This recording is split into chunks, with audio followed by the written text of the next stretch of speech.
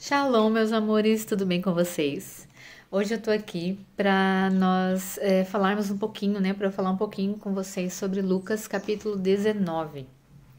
Então, antes disso, eu quero me apresentar para quem ainda não me conhece. Eu me chamo Sara, eu faço parte da Tropa de Elite de Jesus, do braço ministerial de leitura das Escrituras, de ensino. Nós temos um grupo no WhatsApp de leitura e meditação da Bíblia, ele se chama Techuvá.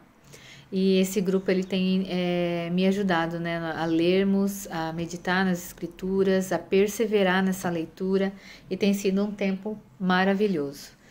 Para quem tiver interesse, né, só mandar uma mensagem aí no privado que eu vou ter um prazer enorme em responder, amém? Então vamos lá. Hoje a gente vai falar um pouquinho sobre o Evangelho de Jesus, segundo Lucas. É o capítulo 19, tem muitas coisas para falar com vocês. Antes de começar a tagarelar aí, eu quero orar com você, tá bom? Vem aí, ora comigo. Papai de amor e de bondade, eu te agradeço, Senhor, pela tua palavra. Te agradeço, Pai, por esse tempo. Eu te agradeço, Pai, porque nós podemos orar, nós podemos buscar a tua presença, nós podemos ler a tua palavra e te conhecer, Senhor, através das Escrituras, conhecer qual é a tua vontade, conhecer quais são os teus mandamentos, conhecer, Senhor, e te obedecer, Pai, conforme tu já separou para nós, tu já desenhou para cada um de nós, conforme o que nós conseguimos, conforme a nossa capacidade, conforme aquilo que tu já desenhou para cada um de nós. Senhor, por favor, Pai, clareia essa leitura de hoje, nos traz revelação da Tua Palavra, que nós possamos, Senhor, ler, entender e colocar em prática, Senhor, no nosso dia a dia, em todas as nossas ações e naquilo que a gente faz, Senhor. Nos ajuda a colocar em prática, Senhor, porque é isso que nós queremos te obedecer, nós queremos te glorificar através das nossas vidas, Senhor. Eu te peço que cada palavra semeada aqui no nosso coração hoje, ela frutifique 100 vezes mais e que todos que estejam ao nosso redor consigam perceber a vida de Jesus nas nossas vidas. Amém? Amém, em nome de Jesus. Amém, meu povo? Então vamos lá, vamos começar. Então, o título aqui na minha Bíblia fala assim: Jesus e Zaqueu, né? Algumas falam o publicano, né? Zaqueu, o publicano, que é a mesma coisa que cobrador de impostos, né? Então eu quero começar no versículo 6 ali falando com vocês, que ele vai falar assim, ó. Sem demora, Zaqueu desceu, ele tinha subido na árvore, né? Desceu e com alegria recebeu Jesus em sua casa. Então, esse versículo já nos ensina bastante coisa, né? Zaqueu, ele precisou se esforçar para ver Jesus, né? Tinha uma grande multidão e por ele ser pequeno, ele precisou subir naquela árvore. Mas, né, colocando em prática hoje, nos nossos dias de hoje, a gente precisa se esforçar para ter a presença de Jesus na nossa vida, né?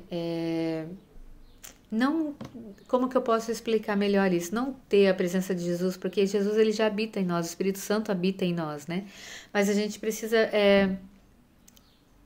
se esforçar para que Jesus, ele, sei lá como que eu posso explicar isso para vocês, gente, mas para ver Jesus, a gente precisa, né, não simplesmente com os nossos olhos naturais, a gente precisa se esforçar, né, tirar toda a incredulidade, tirar aquilo que nos afasta do Senhor, né, a gente precisa se esforçar com isso, para que a gente consiga ver as obras do Senhor na nossa vida, né, é de um esforço assim que eu falo. Então, Zaqueu, ele era sim, né, cobrador de impostos, ele era, mas como comprova, né, as escrituras, mas Jesus, ele via o que tinha dentro do coração de Zaqueu. Então, Zaqueu, ele era sim cobrador de impostos, mas ele estava sedento pelo Senhor, ele queria muito a presença do Senhor, ele queria muito conhecer o Senhor. Então, para ele foi uma alegria extraordinária recebê-lo em sua casa, né? Ele estava aguardando essa oportunidade, né, para se redimir, para se arrepender, para pedir perdão e para reconhecer, né? Que Jesus é o Senhor na vida dele.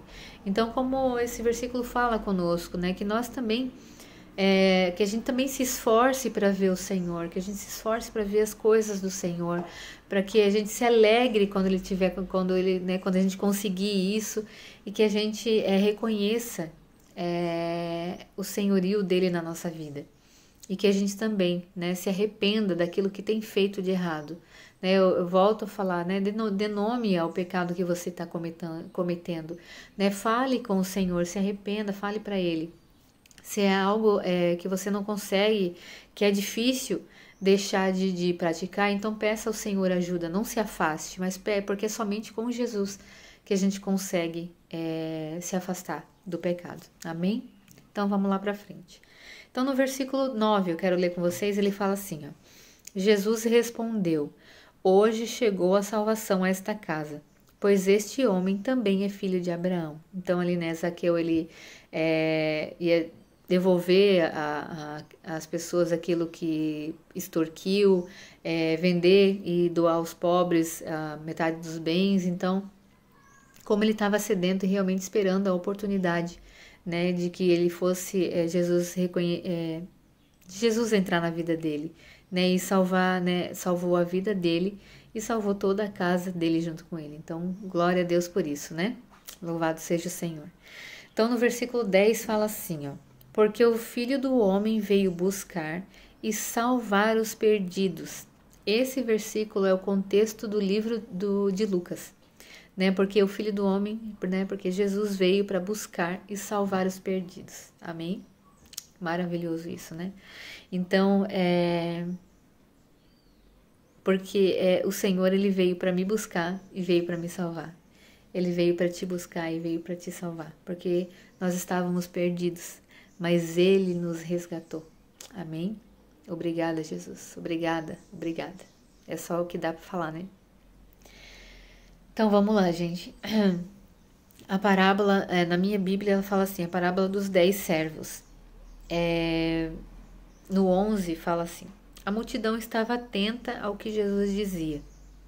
Então que nós possamos estar atentos a tudo que Jesus nos diz, a tudo que ele está comunicando, né? Não só para nós individualmente, mas como noiva, como igreja, como num contexto mundial, mas que nós tenhamos essa atenção, a tudo que ele vem comunicando. Amém? E lá no 13 fala assim, antes de partir, reuniu 10 de seus servos e deu a cada um deles 10 moedas de prata, dizendo, invistam esse dinheiro enquanto eu estiver fora. Essa parábola aqui, que está falando no livro de Lucas, ela também fala lá em Mateus. Eu quero ler com vocês uma parte de Mateus que não falou aqui, mas falou lá em Mateus. Em Mateus, ela vai falar no versículo 25, do 14 até o 30. Mas eu quero ler o versículo 15 com vocês, que fala assim, ó. Dividindo de forma proporcional, está falando ali das moedas, dividindo de forma proporcional à capacidade deles. Então, olha só, não é porque ele gostava mais de um que ele deu 10, nem porque ele gostava menos de outro que ele deu 1. Não, ele dividiu conforme a capacidade de cada um, conforme o que ele sabe, né, que aquela pessoa, que ele mesmo colocou dentro daquela pessoa, o que aquela pessoa consegue produzir, o que aquela pessoa ele consegue fazer, o que ela consegue, né, o que ela consegue multiplicar daquilo que ele já deu, daquilo que já existe dentro de nós, porque foi ele que fez e ele sabe, né? Então, daquilo que já existe dentro de nós, ele sabe a nossa capacidade de multiplicar. Então, olha só que tremendo. Tudo aquilo que ele já colocou dentro da gente não é só para nós, é para a gente multiplicar conforme a nossa capacidade. Ele sabe que você às vezes não consegue, sei lá, vamos falar sobre o vídeo, não consegue fazer um vídeo para falar em público. Ele sabe disso, mas ele te deu uma capacidade para você fazer outra coisa. Não sabe gravar, então sabe gravar um áudio, sabe escrever. Ele te deu alguma coisa que você consegue sim fazer, amém? Então louvado seja o Senhor por isso, né? Porque ele faz conforme a gente pode fazer. Glória a Deus. Então vamos lá. A entrada, depois ele vai falar aqui eu vou passar para a entrada de Jesus em Jerusalém e eu quero ler com vocês o versículo 32. Ele fala assim, ó. Eles foram e encontraram o jumentinho exatamente como Jesus tinha dito. Que, né, Jesus já tinha dito que vão, desamarrem o jumentinho. Se alguém perguntar sobre por que vocês estão desamarrando, falam que é o Senhor que precisa. Então, ele já deu tudo ali prontinho, mastigadinho para os discípulos dele. E realmente eles foram, encontraram o jumentinho e exatamente como Jesus tinha dito. E o que isso fala conosco, né? Já fala conosco que já está tudo pronto. Conforme a gente anda em obediência, conforme a gente anda com o Senhor, na companhia dele, junto com ele, é assim que a gente recebe as coisas. Já está pronto, já está determinado, já está desenhado, já está escrito. Ele já entrega tudo pronto para a gente. E ele ama isso, ele quer isso. Agora vai de nós andarmos com ele também. Amém? Então que a gente possa, né? Andar em obediência sempre, andar com o Senhor sempre. Deslizes acontecem, mas que quando acontecerem a gente corra para o Senhor. A gente não se afaste, mas a gente corra para o Senhor. Amém? Vamos lá. No 36 ele fala assim: à medida que Jesus ia passando, as multidões espalhavam seus mantos ao longo do caminho diante dele. Quando ele chegou próximo à descida do Monte das Oliveiras, seus seguidores começaram a gritar e a cantar enquanto o acompanhavam, louvando a Deus por todos os milagres maravilhosos que tinham visto. Bendito é o Rei que vem em nome do Senhor. Paz no céu e glórias nas maiores alturas. Então, olha só, né? Ali eles estavam, a multidão estava reconhecendo, estava se alegrando, estava glorificando a Deus, né, através ali, né, glorificando a Deus através de Jesus. Então, que nós, que a gente consiga perceber as coisas do Senhor e glorificar Ele também, né, glorificar a Deus com a nossa vida, com o nosso testemunho, com tudo que a gente tem feito, que a gente se alegre com tudo aquilo que o Senhor tem feito na nossa vida e que a gente se alegre, que a gente possa glorificar Ele, não só com palavras, não só com palavras, mas que a gente realmente glorifique a Ele, obedecendo a Ele, né? Com o nosso testemunho de vida. Amém? Então, no versículo 40, ele fala assim, ó: ele, porém, respondeu, né? Porque ali os fariseus estavam pedindo para que ele repreendesse a multidão, né? Os seguidores, para que não fizessem aquilo ali. E no 40 ele fala assim, Jesus, né? Ele, porém, respondeu: se eles se calarem, as próprias pedras clamarão. Então, meus amados, que em nome de Jesus a gente não se cale. Que em nome de Jesus a gente faça aquilo que tem que fazer. Que em nome de Jesus a gente continue buscando ao Senhor, continue fazendo aquilo que Ele está propondo para a gente fazer, porque Ele já deu os nossos talentos. Ele deu conforme a nossa capacidade, conforme aquilo que a gente consegue fazer. Então, que a gente, por um motivo ou por outro, a gente não deixe de fazer aquilo que Ele já propôs e sabe que a gente pode. Amém? Porque Ele é o nosso maior incentivador, né? Ele é o nosso maior... não é... Eu esqueci a palavra agora, mas não é motivação que eu quero falar. É Ele quem nos starta, é Ele quem nos... carrega, Ele quem nos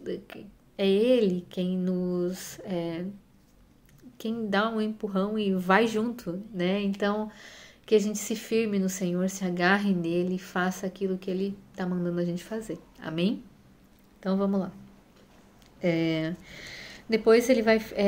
a oração de Jesus, né? Por Jerusalém, e na minha Bíblia fala assim no título: Jesus chora por Jerusalém. E no 41 fala: quando Jesus se aproximou de Jerusalém e viu a cidade, começou a chorar, né? Mostrando a humanidade dele, que ele também era humano, que ele também tinha lágrimas, que ele também chorava, né?